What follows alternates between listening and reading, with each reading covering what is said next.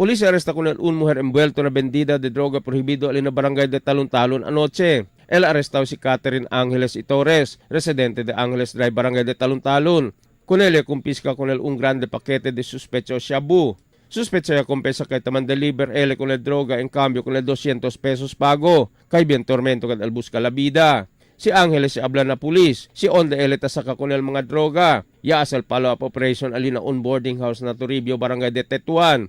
Onde ta estal untal ben Pauji Ekong. Ya pwede encontra con el mga suspechos shabu y mga paraphernalia. Pero no hay mas el suspechao. El police superintendent asda iimbita con el barangay chairman del Tetuan, el honorable Jan Dalipe, para man-witness con el operasyon. Police libat namin para na estasyon con el caretaker del boarding house. Pero larga lang después kaya no hay bastante ebidensya kontra con ele. Emil Tuban, Dateline Zamboanga.